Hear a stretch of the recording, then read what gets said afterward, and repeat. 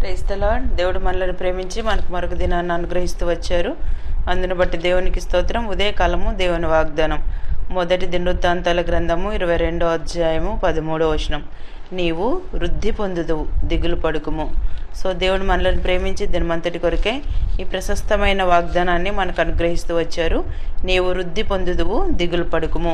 So ఈ మాటలు దావీదు మహారాజు సొలొమోనుతో సెలవిచ్చినటువంటి మాటలు అన్నమాట. సొలొమోనుకి దేవుని యొక్క మందిరం కొరకై నువ్వే విధంగా పనిచేయాలని, సో దేవుడు ఆజ్ఞాపించినటువంటి ఆజ్ఞలు నువ్వు ఏ విధంగా అనుసరించాలని సొలొమోనుకు దావీదు తెలియపరుస్తూ వచ్చాడనమాట. యెహోవా ఇశ్రాయేలులను గురించి మోషేకి ఇచ్చిన కట్టడల ప్రకారంగాను ఆయన తీర్చిన తీర్పుల ప్రకారంగాను జరుపుకొంటకు నీవు జాగ్రత్త పడినట్లా నీవు వృద్ధి పొందుదు.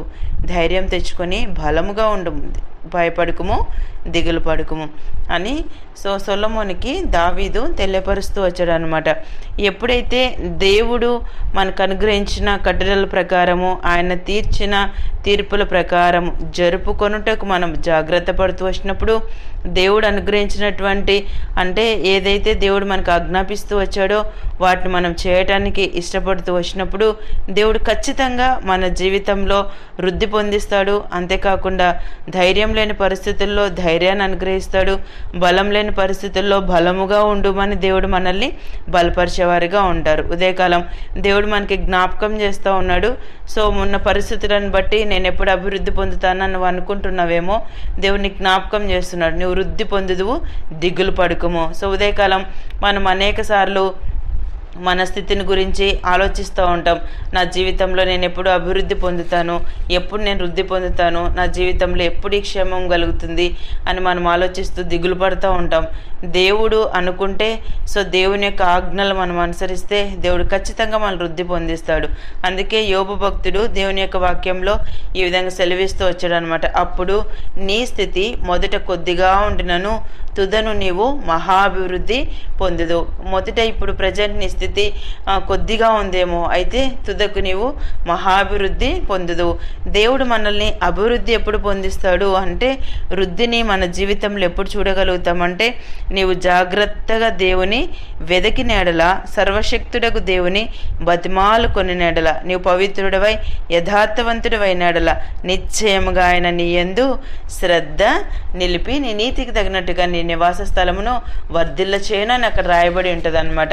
సో దేవుని యొక్క వాక్యం మనం చదువుతూ వచ్చినప్పుడు ఎప్పుడైతే దేవుని మీద మనం ఆధారపడతామో, దేవుడు చెప్పినట్లుగా మనం చేస్తామో, దేవుని జాగ్రత్తగా మనం ఎప్పుడు వెతుకుతామో, దేవుని వైపు మనం తిరిగి ఎప్పుడైతే మనం బతిమాలుకుంటామో దేవుడు మనల్ని అన్ని విషయాల్లో మన యందు శ్రద్ధ నిలిపి మన నీతికి తగినట్టుగా మన నివాస స్థలాన్ని ఆయన వర్ధిల్ల చేస్తాడు. అంతేకాదు మొదట మన స్థితి కొద్దిగా ఉండిన తుదను మహాభివృద్ధిని దేవుడు మనకి అనుగ్రహించేవారుగా ఉంటారు. కీర్తనలు 115:14 చదివినట్లయితే యెహోవా మిమ్మును మీ పిల్లలను వృద్ధి పొందించును. దేవుడే మనలని మన పిల్లల్ని వృద్ధి పొందించే దేవుడు ఉంటాడు. వృద్ధి పొందించే దేవుని మనం కలిగి ఉన్నాము. అనేక సార్లు ఇలాంటి దేవుని మనం కలిగి ఉన్నప్పటికీ మనం మైమరుస్తూ ఉంటాం. అంటే పరిస్థితుల వైపు మనం చూస్తూ ఉంటాం. సో మనం అంటే మనకి తగినంతగా మన జీవితంలో లేనప్పుడు ఆలోచిస్తూ ఉంటాం. సో నువ్వు ఉదయకాలం అంటే ఆర్థికంగా అనేకమైన పరిస్థితులను బట్టి నువ్వు ఆలోచిస్తూ ఉన్నావేమో, నేను నా స్థితి ఇలాగుంది, నేను అన్నీ అంటే కొన్నిసార్లు అప్పుల బాధతో మనం బాధపడుతూ ఉంటాం, చెప్పుకోలేని సమస్యలతో మనం బాధపడుతూ ఉంటాం, నెమ్మది లేని పరిస్థితులతో మనం బాధపడుతూ ఉంటాం.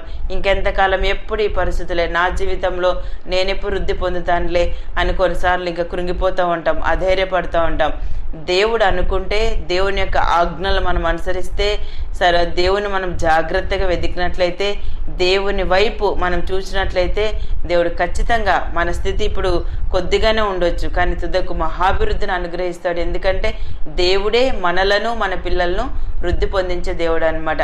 అందుకే సొలొమోనుకి దావీదు జ్ఞాపకం చేస్తూ వచ్చాడు, నీవు వృద్ధి పొందుదువు, దిగులు పడుకుము. అంటే ఆల్రెడీ జరగబోయేటువంటి కార్యాన్ని సొలొమోనుకు దేవుడు బయలుపరుస్తూ వచ్చాడు. సో అంటే దావీదు ద్వారా సొలొమోనుకి దేవుడు బయలుపరుస్తూ వచ్చాడు. నిజమే, సొలొమోను ఇంకా అప్పటికి మందిరం కట్టబడలేదు. సో దేవుని యొక్క కార్యాలు తన జీవితంలో చూడలేదు. అయితే దావీదు ముందుగానే సొలొమోనుకి బయలుపరిచినట్లుగా మనం దేవుని యొక్క వాక్యంలో చదువుతాం. అందుకే సొలొమోను గురించి కూడా మనం చక్కని మాటలు చదువుతాం. ఆల్రెడీ దావీదు చెప్తూ వచ్చాడు, నువ్వు వృద్ధి పొందుతావని. సో వృద్ధి కాదు కదా, అంటే పూర్వీకులలో అతని వంటి వాడు లేకుండా దేవుడు అంత చక్కని జ్ఞానాన్ని, అంత పరిపాలనకు కావాల్సినటువంటి సమస్తాన్ని దేవుడు సొలొమోనుకు అనుగ్రహించినట్లుగా మనం దేవుని యొక్క వాక్యంలో చదువుతాం. అంటే దావీదు చెప్పినట్లుగా సొలొమోను చేయగలుగుతూ వచ్చాడు. సో ఆ విధంగా తను వృద్ధి పొందుతూ వచ్చాడు. ఉదయకాలం మనం కూడా దేవుడు చెప్పినట్లు చేయగలిగినట్లయితే మన జీవితంలో వృద్ధిని, అభివృద్ధిని మనం చూడగలుగుతాం. మనమే కాదు, మన పిల్లలను కూడా దేవుడు ఆశీర్వదిస్తాడు. ఉదయకాలం వృద్ధి పొందించే దేవుని వైపు మనం చూసి దేవుడిచ్చిన ఈ వాగ్దానాలు మన జీవితానికి మనం అన్వయించుకొని ముందుకు కొనసాగినట్లు ప్రభు మనందరికీ సహాయం చేయను గాక. ప్రార్థన చేసుకుందాం. ప్రియమైన తండ్రి, మీకు వందనాలు. యేసయ్యా, మమ్మల్ని ప్రేమించి మాకు అనుగ్రహించిన శ్రేష్టమైన వాగ్దానాన్ని బట్టి స్తుతిస్తున్నాను ప్రభా. నువ్వు వృద్ధి పొందుదువు, దిగులు పడుకోమని సెలవిచ్చారు. ఉదయకాలం నిత్య జీవపు మాటలు వింటున్నాం. మీ ప్రజలందరినీ కూడా జ్ఞాపకం చేసుకొని వారి యొక్క దిగుల్లో, నిరాశలో, మరి ప్రతికూల పరిస్థితుల్లో, ప్రతి విషయంలో కూడా మీ ధైర్యాన్ని మీరు అనుగ్రహించి, మీ వృద్ధిని ప్రభా వారి జీవితంలో మీరు అనుగ్రహించి సహాయపడుతూ రావాల్సిందిగా ప్రార్థిస్తూ యేసు ప్రభు నామమున ప్రార్థిస్తున్నాను తండ్రి. ఆమెన్.